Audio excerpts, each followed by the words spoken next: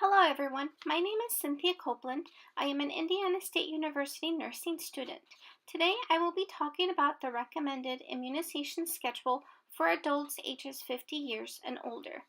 The focus of this presentation is to provide education to adults who are not adequately vaccinated, lack knowledge about important vaccinations, want to get them, or what medical conditions recommend their use.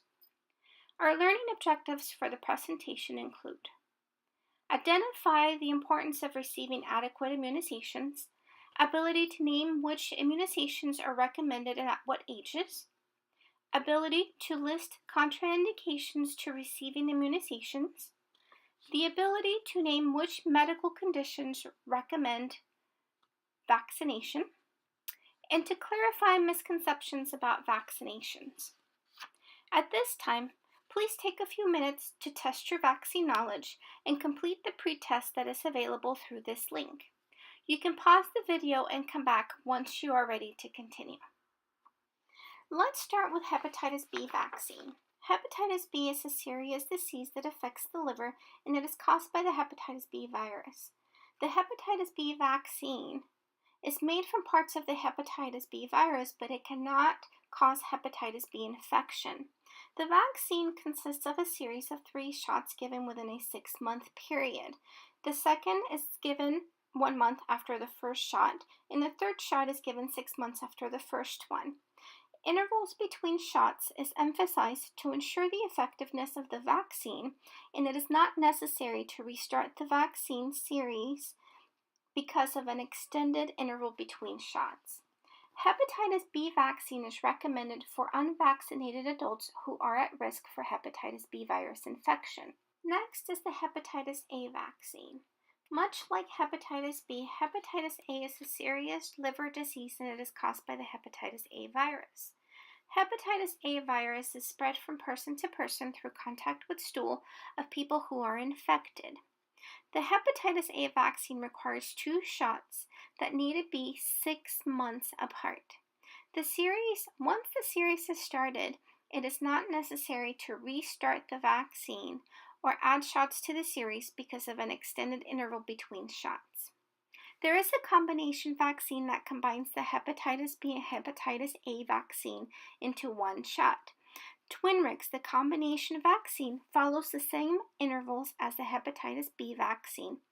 Check with your healthcare provider if this particular vaccine is available.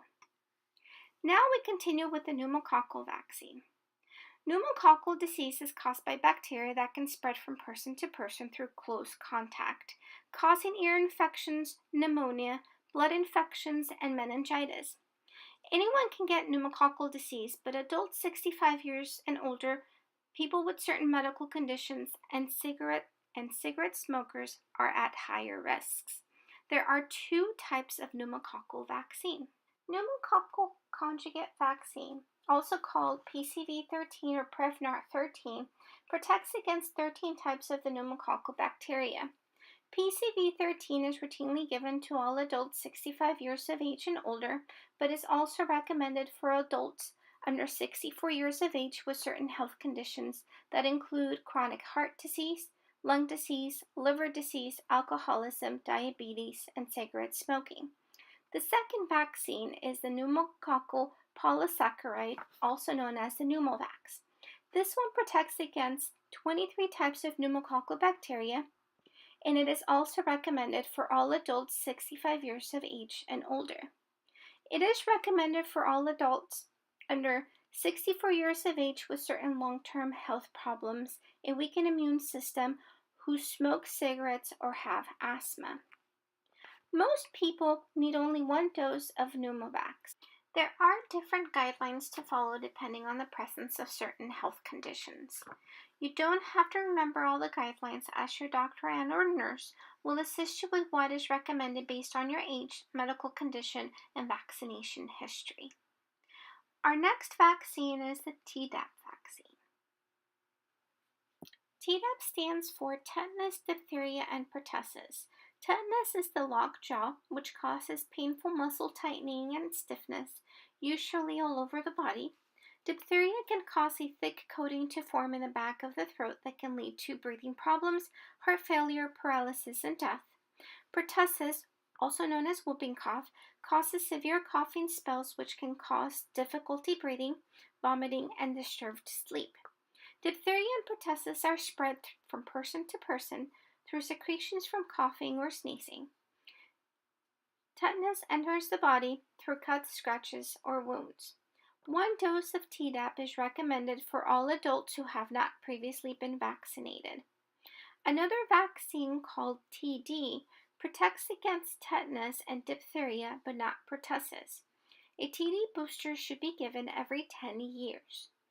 Tdap may be given as one of these boosters if you have not gotten a Tdap before. Tdap may also be given after a severe cut or burn to prevent tetanus infection. Next, we have the shingles vaccine, also known as the zoster vaccine. There are 2 types of shingles vaccine. First is the live zoster shingles vaccine known as Zostavax. This vaccine was approved by the FDA in 2006, and it showed to reduce the risk of shingles by 50% in people 60 years and older.